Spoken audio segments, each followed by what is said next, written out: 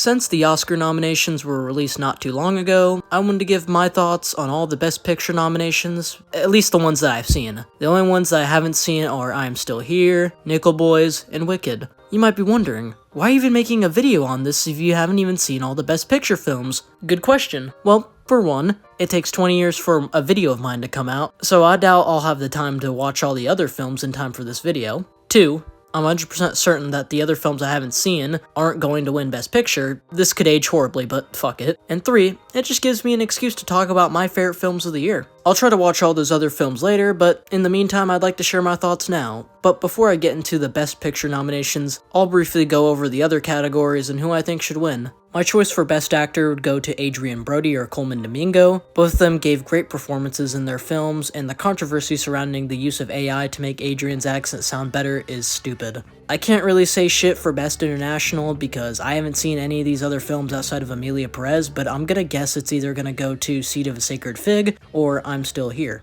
My choice for Best Actress would be Demi Moore or Mikey Madison. I think Mikey gives an overall better performance, but I'd like to see Demi Moore win considering she's been in the business for a while and it's long overdue. My choice for Best Supporting Actress would be Felicity Jones. Best Supporting Actor easily goes to Guy Pearce in The Brutalist. For Best Animated, I'd give it to Flo. Best Director could go to Brady Corbett, Sean Baker, or Denis Villeneuve. I'd be happy to see either of those three win. Can't really say shit for Best Live Action Short Films, Animated Short Films, Documentaries, and I don't really care for Best Original Song. Best Original Score easily goes to The Brutalist. I mean...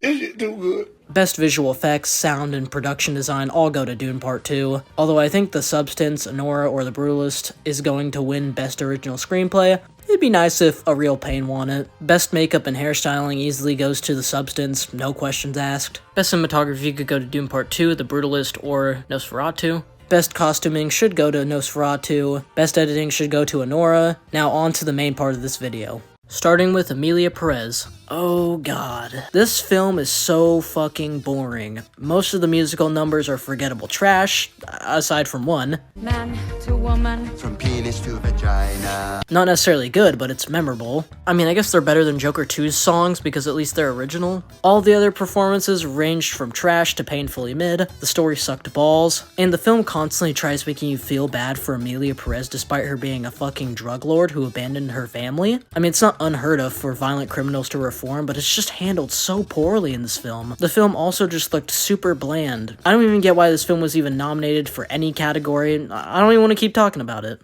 The next film is A Complete Unknown, which is a fairly solid movie. It's of course a biopic about Bob Dylan. It does follow the tired formula of a biopic, but I like how it doesn't try to capture decades of a singer's career in a feature-length film, unlike some other biopics, and we're actually given time to take in scenes. Timothée Chalamet gives a great performance as Bob Dylan. He does Bob Dylan's voice really well, and his singing is pretty damn good, which can be said for all the other actors who played singers. The overall filmmaking and camera work is just kinda above average. James Mangold has never really had an interesting style. In the directing category, this could have easily been swapped out for Dune Part 2 or Challengers. I mean, same could be said for Emilia Perez. Overall, I enjoyed the film. It's nothing groundbreaking in the biopic genre, but I enjoyed it. Solid 6 out of 10. The next film is Conclave. I didn't really expect to give a shit about this film at all. I mean, it's about fucking cardinals and the Pope, but if something is well written enough and gripping, then I don't really care what the subject matter is. The film is about people voting for the next Pope, and during the election, corruption and scandals rear their head. It's Thrilling Conversations, the movie. All the performances were great. Ray Fiennes' performance, although it's a lot more quieter and restrained compared to the other Best Actor nominations,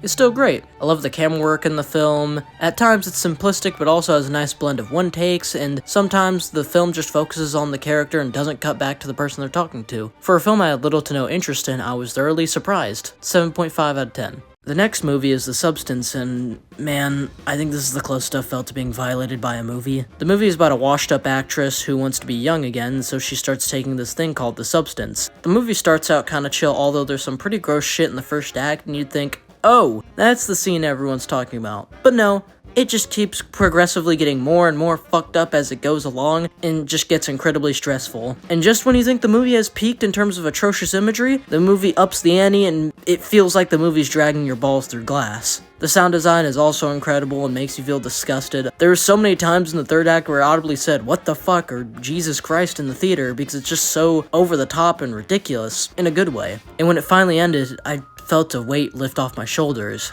I needed some Xanax. The movie as a whole was a twisted mix of Cronenberg's disgusting body horror and Aronofsky's storytelling. The last movie that made me feel this tense and stressed out was Uncut Gems. If you haven't seen it, see it. It's one of the greatest films of 2024 and deserves all the nominations that it got. 9 out of 10. The next film is Dune Part 2, and this is another 2024 banger. When I watched Dune Part 1 back when it came out, I didn't really like it, probably because I was just some dumb 16-year-old. I thought the film was a bit overrated, but still liked it. I thought the film looked and sounded incredible, but thought it was incomplete, and the characters were mid. However, the studio decided to re-release Dune Part 1 shortly before the release of Dune Part 2, so I decided to watch it, and my first thoughts were, holy shit, what was I fucking smoking? This movie is awesome. And when Dune Part 2 came out, I was completely blown away. Paul's character arc was very satisfying, but at the same time terrifying over the course of the runtime. The overall story is epic, all the visuals are nothing short of jaw-dropping. It's refreshing to see a blockbuster actually look like a blockbuster and not some unfinished CG slop. That scene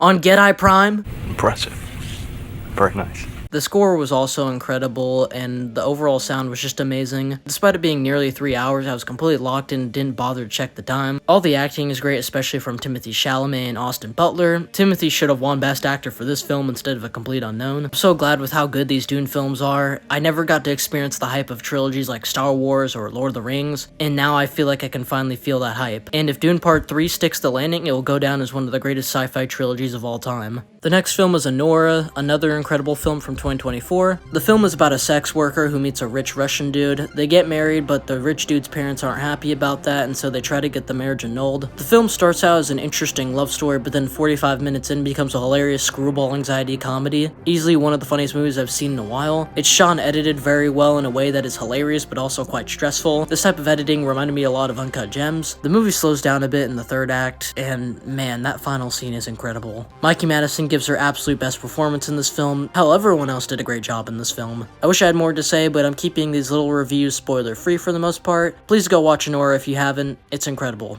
9.5 out of 10. Last, but certainly not least, is The Brutalist, my favorite film of the year. This film is about an architect from post-war Europe who comes to America for a chance at a better life. He then meets a rich man who wants him to build a monument. This easily has the best cinematography outside of Dune Part 2, tons of beautiful shots and incredible one-takes. This film looks like a 4K restoration of a 70s film, and it's crazy to me that this film only had a $10 million budget yet looks more expensive than something like Megalopolis, Madame Web, or even Emilia Perez. The filmmakers made the absolute most out of their budget, and it shows. The film has a juggernaut of a runtime at a whopping 3 hours and 35 minutes, yet I was constantly engaged with the film because of the great storytelling and amazing pacing, at least in the first half of the film. The pacing in the second half is not as good as the first half and feels like there's at least like maybe 20 minutes missing from the second act, but the film still works really well without it. Adrian Brody and Guy Pearce both give masterful performances in this film. It was nice seeing Guy Pearce finally in a great film again. The film also has a lot to say about how immigrants are treated and how they're exploited by rich businessmen and what artists go through in any industry, and it's all executed very well. Overall, this is my favorite film of 2024. I've watched this film 3 times in theaters, and I hope to see Brady Corbett walk the stage for Best Picture.